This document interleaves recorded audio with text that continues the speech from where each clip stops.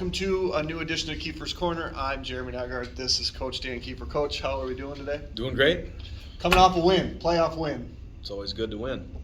Went to Adams Friendship. Had, I wouldn't say it was like a heavyweight fight, because in the heavyweight fight there's not big blow after big blow. But it was touchdown, touchdown, touchdown, touchdown, touchdown, touchdown. Halftime. Yeah, it's crazy. And so it was fun to watch as a fan. Oh, I'm sure. As a coach, the offensive side was fun to watch. Mm-hmm. The defensive side probably a little less fun to watch in the first half. True. Take us all through sort of the feelings, the thought process at halftime, the adjustments, and what went into the Friday night victory. Well, we definitely thought going in that it was going to be a tough game. I mean, knowing Adams Friendship they were really good up front. And they had a super athlete in that Trayvon Holloway. Mm-hmm. And, he was obviously a big part of our focus, trying to prepare for the game. But, to be honest with you, we played pretty well offensively, where we were, I thought in a good rhythm and executed very well. And defensively, it was just the opposite. And it's goofy because it's the same kids. Right. But, we, believe it or not, didn't make a ton of really dramatic adjustments at halftime. It was more adjusting your mind and getting your mind right. Do your job and believe your key and fit where you're supposed to fit. And I felt like we did a lot better job of that. We can't start games out where we're mentally not super dialed in. You have to be disciplined. That's a big part of it. And I felt like our discipline was much better in the second half. We got a couple turnovers, and we played significantly better in the second half. I mean, we gave up 4 touchdown drives in the first half, and we gave up one score later in the game. Right. So that was really that was good to see guys stepping up, and I really thought that Eli Coonan and Elijah Heimer both they made plays, but they also, I think, they kind of inspired their teammates and did a good job of leadership, especially in that second half. Yeah, the second half, was a tale of two halves. We get a score, and then get a turnover, get a score, get a turnover, and the thing with our guys, when you think of the leaders on our team, when things are going great, the highs and the lows, they're not evident, mm-hmm. right? Our guys are just pretty steady. Our opponents on Friday were kind of the opposite. Mm-hmm. I mean, they had a good thing where they sack and they have their guys roll back and do their little backflip things. Mm-hmm. They're playing well, and you can tell their sidelines pumped. Mm-hmm. And then when things weren't going well, there's guys screaming at each other. Mm-hmm. I mean, it was evident in that second half that things weren't going their way, that things weren't going to turn around, mm-hmm. because we weren't going to let them, but B, they weren't going to get it together and do it. Yeah. Well, our expectation at half was they don't score in the second half. Right. They shouldn't score if we do our thing. Right. And it was a lot better. And offensively, you can't expect to do what we did like that every week. It'd be great if we could. Right. But I mean, that was just a pretty spectacular performance. And overall, the middle border Friday night, 3 wins in our division, yep. all over the same conference, and then Rice Lake gets a win too. So yeah, pretty good showing for the middle border on Friday night. Yeah, I believe it was 188 to 60 or something like that was the combined scores, of the 4 outcomes. So I mean, not that we're shocked or surprised, but we know that we do have a very good league, and that definitely helps us. We were more battle tested. We've been through close games. We've had adversity, and I think at this point that's a helpful thing. So as we're scoring, they're scoring. A couple things that were interesting to me. They had an extra point get blocked or missed, and then they went for 2. Mm-hmm. We had an extra point get blocked. What was your thinking in going for 2 in there? At that point, it was like points are going to rule this game. Yeah. So it wasn't going to be the last score. Well, right. With the way the game was going, it was like, hey, who's going to get a stop here? Right. And then we were the first ones to miss, so we were chasing them. Okay. Right. So Yep. we missed an extra point. So they were and you go by your sheet too.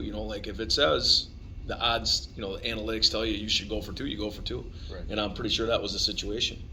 It was a deal where I guess we would have been down. Well, we were down 6, and we were going Yeah. for 2 to, I believe, tie the game, right? Either way. Yeah, okay. I mean, at what point do you look at the chart, and at what point do you say, well, it's early, we're just going to take the point? I think a lot of it is if you're really confident that you're going to score, then that makes it a lot easier to go for two. We were moving the ball pretty well. We were doing that.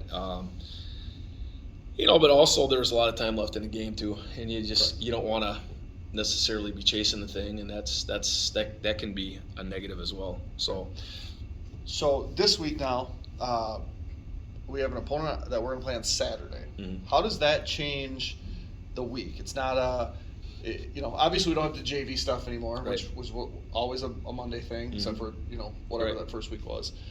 Now we're going to have Friday where we're not going to play a game. So how do you adjust your week because of that? Well, I mean, I think it made sense for us to move the game because, if you want to have people come to your game, they're going to be driving home. You have a bunch of high school kids driving home getting home at 2 a.m. That doesn't seem like the best thing to do. Correct. So for that reason, I thought it made sense to play Saturday. It's just a long trip.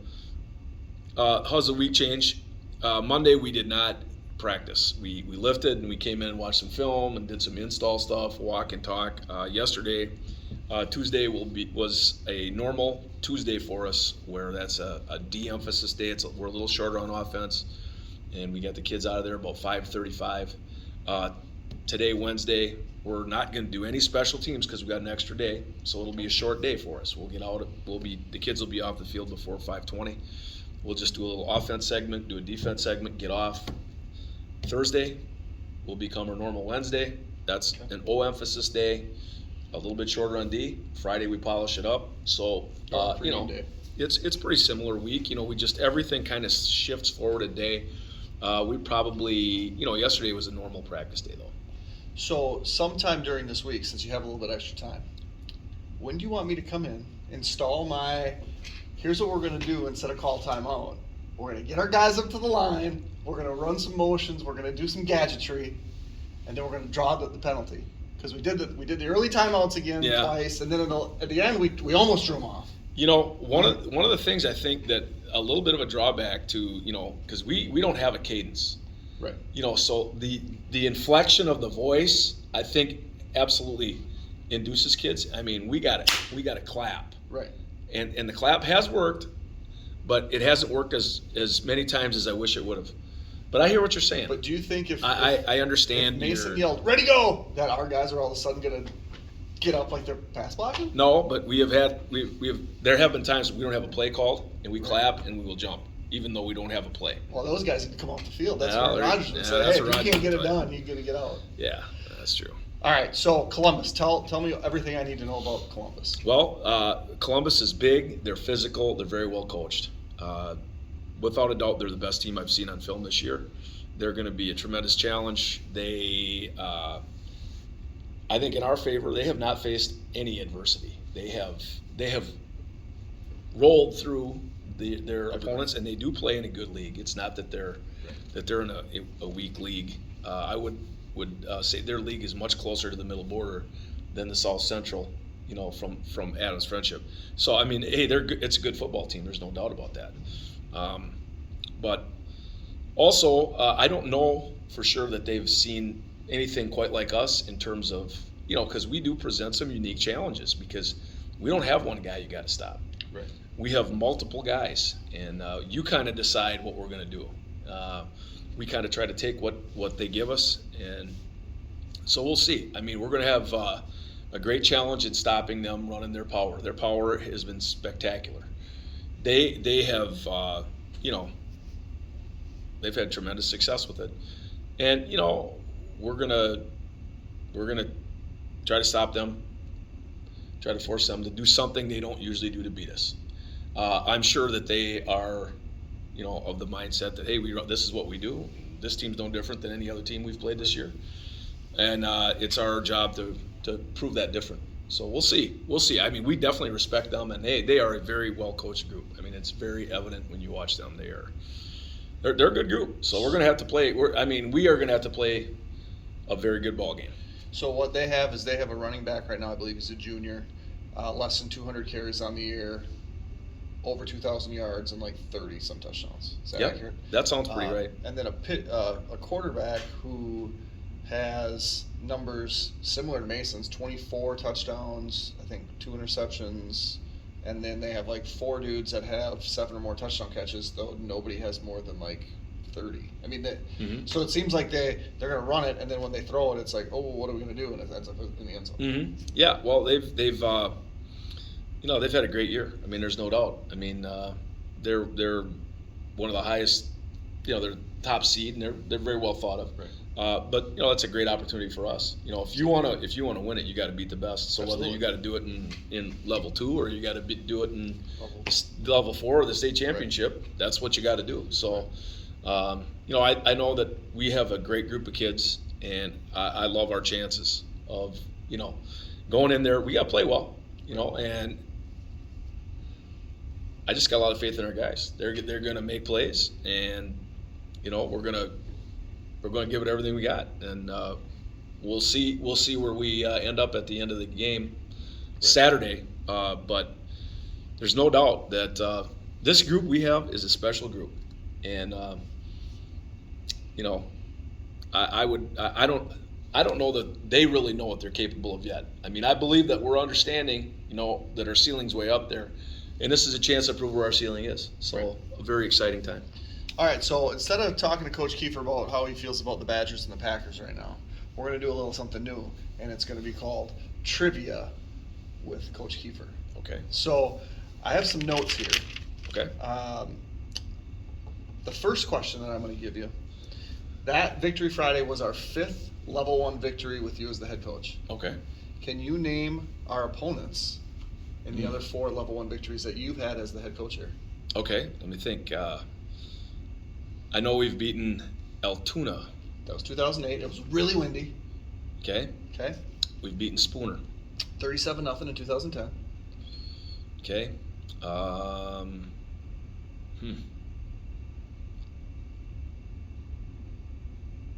Now the two most recent ones. Okay. One was a great win. One was on the road. Yeah, let me think about it here for a second. This was a really fun game. Close game. Dang. I thought this would be the first one you would say. Okay. We then went to Northwestern and got beat. Yeah. Yeah, I remember, if you asked me the losses, I probably could give you the losses all the time. We're not going to talk about losses. No. 2018. Final score 21-14. Emo, just give it to Andrew and just let him do his thing. Oh. Yeah, now the thing, down at West Salem? West Salem. West Salem, okay. Level 1. That was a level 1 game. I guess in my mind I wasn't thinking of that one as a level 1. Level 1. Okay. And then the following year. Okay. Before our Wrightstown game. Yeah, before Wrightstown. Who the heck would it have been? 42-7 victory. The quarterback was a pretty good athlete. He really didn't have much else. Black River. Black River Falls. Black River Falls. Sure. So 5 level 1 victories. Who was the other one? Adams Fincher. Oh, Adams. Yeah. Okay. There you go. All right. So now a little more individualized things. Okay. Mason threw for 317 yards, which is a new school record, but also a playoff record. Yep. What was the previous high for passing yards in a playoff game? Who threw it? Dylan DeMott's 265. 259 like against. 259 against Aberdaris and Watoma. Yeah. And Mason is 148 yards behind Dylan for the single season school record right now. Wow. 48. All right, here's some more fun stuff. Colin right now has the 4th most catches in a season at 37. Okay, 1 and 2 are Zach. Okay. Number 3 was one of your players. Who was it? Single season? Yep. Schlichting? Wade Schlichting, 2008. He had 51 catches. 51 catches. All right, sticking That's with a lot of games, though. That was how many we played? 13 games. Yeah. 11 and 2. Yeah. Touchdowns in a career, receptions, because I like to stick with receivers. Colin's got 9 right now in his career, which is tied for 6th. Mm-hmm. Sean's got 8, which is tied for 8th. Okay. You've coached number 2 overall. Okay. number 4 overall, and number 6 overall. In fact, they all played. They were all on the same team. Okay. Not in the same grades. Right. But they all were on. They all were on the 2008 team. I'm gonna guess it would be Schlichting again. Schlichting with 13. He's 4th. I would guess maybe Cody Behrens. Cody Behrens is tied with Colin. He also had 9. And then maybe Jake. Jake has 24 in his career. So all 3 were on the 2008 team. Yeah. Which is cool. All right. This year, Mason ran for over 200 against Osceola. You've coached 4 other running backs. These are all running backs. Mason's a quarterback. 4 running backs went for over 200 in a single game while you coached. Okay. Who were they? Lunzer. Did Lunzer ever get it done? No, wait. I love Lunzer in the backfield. I know you do. Jesse Rose? Nope.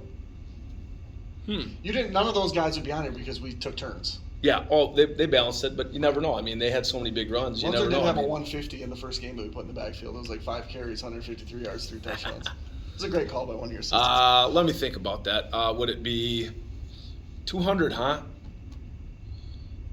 Would it be? Did Klopper get that done? Nope.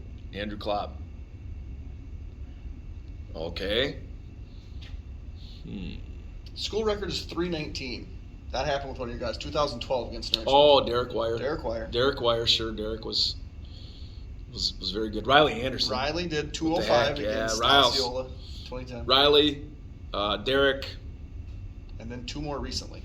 Okay. Did Keegan Ofsey hit 200? He had to be close a couple times. He had a couple. I just looked at the team. Yeah, I gotcha. Who am I forgetting here? 2017 against Amory, 228. Would it be? No, it wouldn't be Logan Wire. Nope. This guy's still playing football. His body type's a little bit different. Randall? Isaiah Randall? Nope. Older than Isaiah. This guy looks more like Thor now than he does a high school version of himself. You're gonna punch yourself in the head when you can't think of this one. He's now a defensive end. Oh, Colin Curtis. Colin. Good Lord, yeah. Oh, yeah, good clue with the Thor.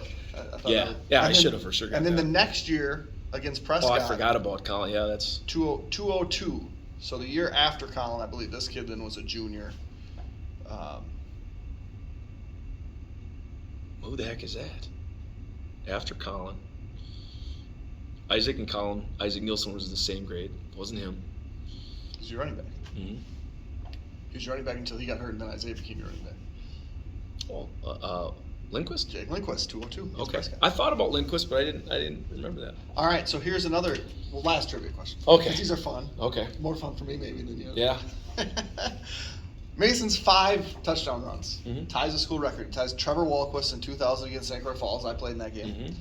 And ties Colin Curtis, who had 5 against Spooner in 2017. Okay. Twice in the playoffs, we had guys run for 4 touchdowns. Who were those 2 players?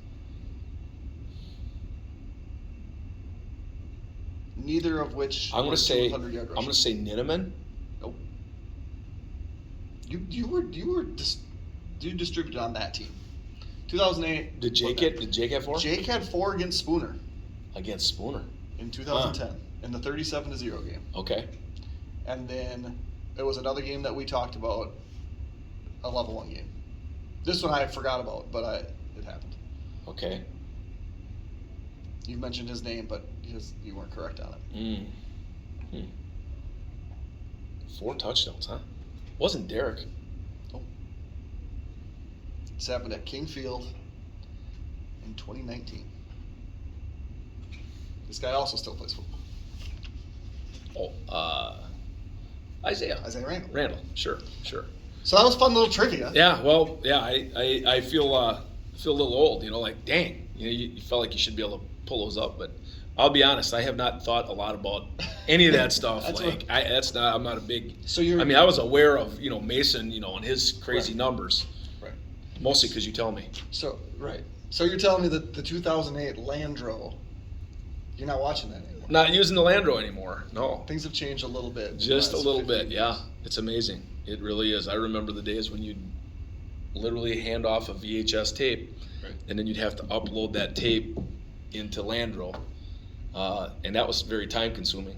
I was gonna say, you remember that, or you remember telling me to do that? Well, yeah. Well, I mean, it had to get done. That's for sure. Sure did. All right, so that's it. That's all we have for this week. No more Okay. trivia. I'll maybe leave trivia out of next week. Well, let's We'll have talk- another we'll week. talk You know, about it let's later. have another week. I mean, that would be the goal. I mean, this is going to be it's a real exciting time. So I did talk to one of your players, and it's gonna give it away because I'm gonna tell you. I was like, hey, you did this last week. No one's ever done this before. Mhm. You did this last week. No one's ever done that before. Mhm.